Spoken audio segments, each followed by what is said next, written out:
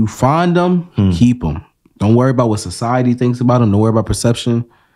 My wife slept with me in shelters, slept with me on the floor, no expectations. So it's not a thing I wouldn't do. I told her, if you woke up and divorced me, don't even get a lawyer.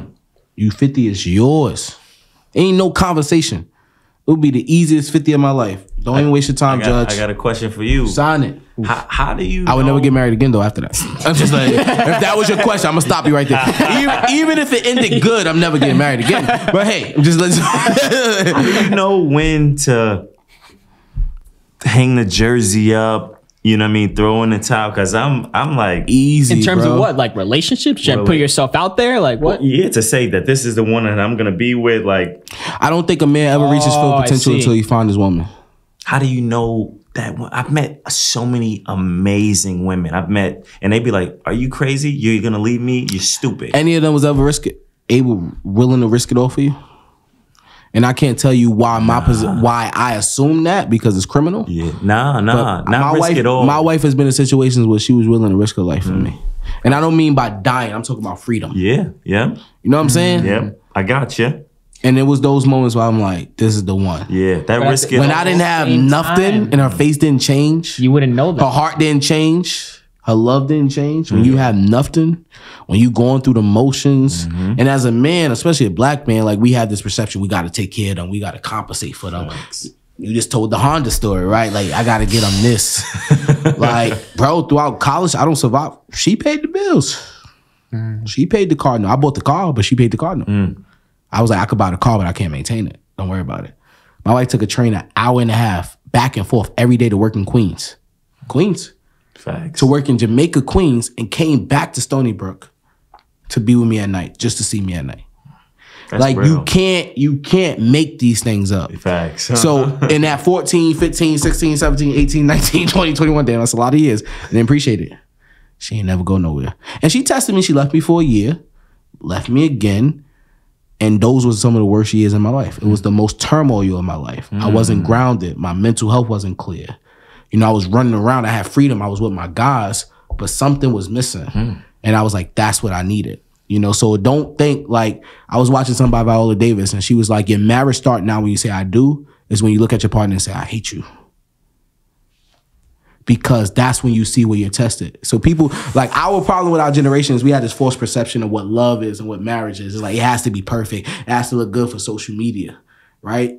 Me and my wife go at it. It's not always pretty. Yo, I call Gabe no more than anybody. I call me like, yo, it's over, bro. It's over, bro. I'm not saying anything. It's over, bro. How dare her, bro? I just worked 72 hours, bro. She think we rich, bro. Why did she buy a bag, bro? $6,000. That was the money for the website, bro. Yo. She don't care, bro. I'm driving this Chevy. She driving a Benz, bro. Right? My wife drives a 2022 Benz. I'm still driving my 2013 Chevy. Anything, bro. But then I look back and it's like, how dare you? No, seriously, how dare you, motherfucker, ever question that woman? I just worked 13 hours. I came here to do a podcast. My wife is sick right now. She's not even feeling good. She's been down with the flu again. She's been 17 hours with 3 kids. The last text I got from 30 minutes, I hope your podcast is going great, babe. Go do what you love. You can't find 28-year-old women like that. Hell no. Yo, I know you didn't eat. Your dinner's in the microwave. I'm not feeling good. I'll probably be sick. Why did she get up and cook? She don't even need to. I told her to order food. That sound like moms, bro. I ain't gonna lie. That's how moms take care of you. Word. Yo, when your mom, my mom look at me like, if you ever do anything, I'm telling her. Oh. My mom was willing to betray her loyalty to her youngest son. No, seriously, son, bro. to her youngest. Me and my mom has been through a lot. My mom has battled certain things. And I don't think it's a reflection of her. It's just addiction. It happens. But, bro, when your mom is willing to look you as a man and say, are you stupid? Like, I watch my mom tell my other brothers, you dumb. Go play. Go be young. Oh. And since I've been 17, she's been telling me, that's the woman for you. Like, my mom be telling my other sister-in-laws, y'all got nothing on Nicolette. No disrespect. That's her. No disrespect. That's my baby. I was with her when we were in the shelter and she came every day. She used to come and bring her lunch money from my mom to buy my family dinner. You was in a shelter for real? My whole life. What? Nigga, I'm the shelter king. I'm Mr. Shelter. Bro, I moved to New York when I was 10. From where? Well, I left. I was in New York from 1 to 5. I was in a shelter those whole 4 years. I moved to Virginia. In Virginia, I was in a shelter from 5 to 6.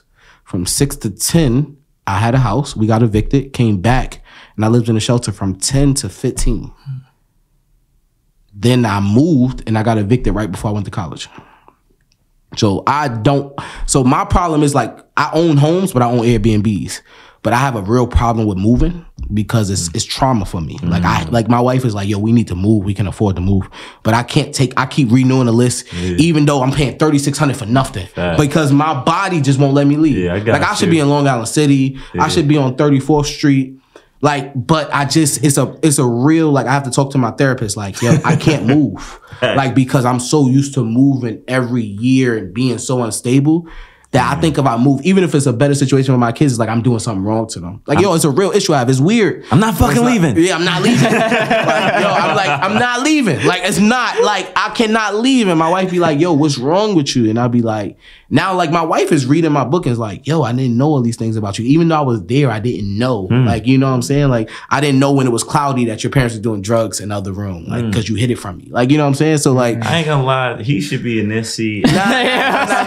Stop it. Real quick, let's rewind then. Let's rewind. Stop, bro. Stop. I told you don't make me talk, B. French, bro. But nah, seriously though, just advice for you guys. Rewind. Shut up, Gabe. Just advice for you guys, bro. I'm sorry, Gabe. I love it. Shut up, love it. Nah, but just advice for you guys, bro. Your marriage starts not when you say I do, when you say I hate you. Because there's no way you're gonna be married to somebody for 40. No, it's true though. It's because there's no way you're gonna be around somebody for every day. Bro, think about a boy, bro. There's times where you don't want to answer my calls. There's times where I'll be in a group chat with y'all, I'm like, I'm not responding to these dudes. I'll be talking to them every day for fucking a month. I'm tired of them.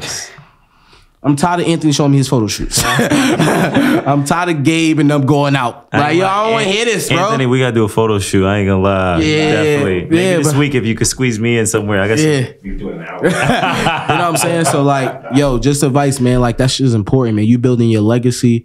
You need somebody to confide in. A lot of times as black men, you know, it's like it's hard for us to confide and it's hard for us. But like when you find that person, hold on, bro. One last question. Yeah, I'm learning more. Thank you guys for fucking having me here. Do you think for a man to reach like optimal success, he needs to have that woman with him? I believe so. Andrew Tate wouldn't believe in me, but he in jail, so. Yeah. But I believe so. Nah, I believe so.